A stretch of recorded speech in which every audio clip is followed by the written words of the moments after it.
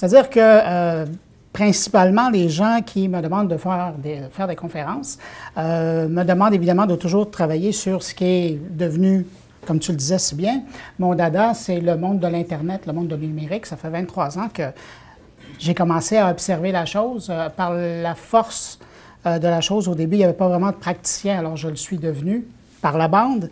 Et puis, justement, comme tu le disais tout à l'heure, en décrivant un peu mon parcours, j'ai eu le plaisir de travailler avec des grandes boîtes, des PME, des gouvernements ici, des administrations publiques, des gouvernements à l'extérieur, pour les aider à voir un peu où était leur intérêt et le chemin qu'ils devraient prendre pour aller rejoindre leur clientèle. Et ce qui est fascinant, c'est que, tout à l'heure, je pense qu'il y a quelqu'un qui a fait un clin d'œil à ce propos-là, c'est qu'aujourd'hui, la technologie, en général, évolue tellement rapidement. La pratique, les habitudes des gens évoluent tellement rapidement que ce qu'on vous dit une année, l'année d'après, bien, ça a commencé déjà à bouger. Et on ne vous a pas menti quand on vous l'a dit, mais depuis le temps, bien, il y a un nouveau joueur qui est arrivé. Il y a des nouvelles plateformes qui ont émergé, qui sont devenues plus intéressantes pour une certaine clientèle. Et donc, les gens, tranquillement, pas vite, se sont mis à moins aimer une plateforme pour aller vers l'autre plateforme. Dans l'actualité présente, si on regarde, il y a pas tellement longtemps encore, il y avait des grandes compagnies qui investissaient des millions et des millions. Et il y avait des personnalités publiques qui investissaient des centaines de milliers de dollars sur des campagnes qu'ils faisaient sur Snapchat pour aller rejoindre une certaine clientèle. Et maintenant, c'est en train de migrer, ça s'en va chez Instagram. Si vous ne le savez pas, Instagram, ça appartient à Facebook. Alors évidemment, le grand géant Facebook, lui, a un large sourire. Ils ont copié presque tout ce qu'il y avait d'intéressant sur Snapchat, à défaut de pouvoir les acheter. Ils ont mis ça dans Instagram, puis après, ils ont dit, bien, qui c'est qui a raison? Le grand géant Facebook. Et puis en bout de ligne, il faut croire que ça fonctionne, parce que les jeunes et les gens, dans leur ensemble, sont en train tranquillement de remigrer dans une propriété de Facebook. Mais si je vous parle si je mentionne quelques plateformes comme ça, c'est qu'il faut être conscient que, dépendamment à qui vous allez vouloir parler, et là, c'est important de garder en tête que quand je parle, c'est autant au niveau de l'entreprise, de l'organisation que de l'individu. Récemment encore, la semaine dernière, j'étais à Québec pour donner une conférence à des courtiers immobiliers.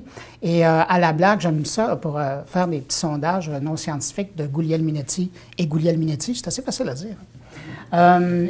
Par exemple, je demandais, c'était tous des courtiers immobiliers dans la salle, et je leur demandais, et je ferai le même sondage ici, il y en a combien qui ont fait des recherches sur Google aujourd'hui? Quand même pas pire. Cette semaine, dans les derniers 7 jours, presque tout le monde. Et là, je leur ai posé la question, je ne vous demanderai pas de répondre. On ne veut pas s'humilier. Il y en a combien qui utilisent Google pour placer de la publicité pour rejoindre leur clientèle? Je pense, bravo. Mais, quelques-uns.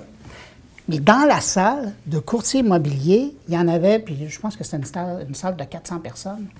Je pense que s'il y en avait 25 ou 30, c'était beau. Et tout le monde a fait comme, ouais, bien, c'est vrai.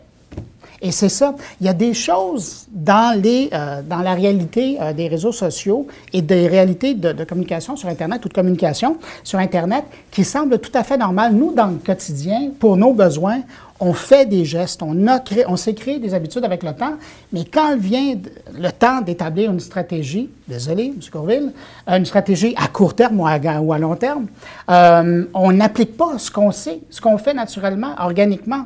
Alors, évidemment, bien, de temps en temps, moi, j'arrive juste pour faire réfléchir les organisations en disant « Qu'est-ce que vous faites, là? » Concrètement, vous avez développé un plan de communication. Comment vous l'adaptez sur les réseaux sociaux? C'est pas une planète qui est loin, là. Les réseaux sociaux, essentiellement, c'est quoi? C'est d'autres moyens de communiquer avec les mêmes humains avec qui vous communiquiez dans le passé, mais là, qui ne regardent plus. Le meilleur exemple, c'est la télévision. Il y a moins de gens qui regardent la télé, il y a moins de gens qui lisent les journaux papier. On dit qu'il y a un petit peu moins de gens qui écoutent la radio. Mais où ils sont, ces gens-là? Bien, ils ont pris d'autres plateformes pour s'informer.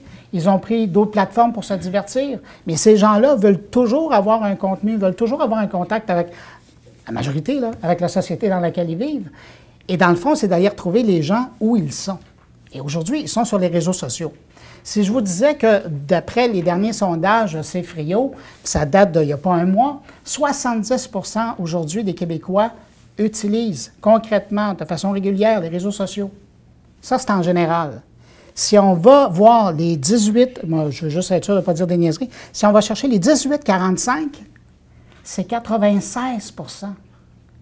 Il n'y a pas, je m'excuse, il n'y a pas un réseau de télé au Québec qui est capable d'aller chercher qu'un taux de pénétration de 96 %. Pas TVA, pas Radio-Canada, personne. C'est pas le Journal de Montréal, c'est pas la presse, tout le monde en rêverait, mais il n'y a personne qui a ce taux de pénétration-là, de cette possibilité d'aller rejoindre ces gens-là. Alors moi, systématiquement, je me pose la question, y a-t-il une entreprise, c'est vrai au Québec et c'est vrai ailleurs, qui a les moyens de lever le nez là-dessus? Puis s'ils ne lèvent pas le nez, de s'assurer qu'ils ne sont pas juste dans leur stratégie, puis qu'ils sont en train de raconter la bonne histoire au bon public sur la bonne plateforme.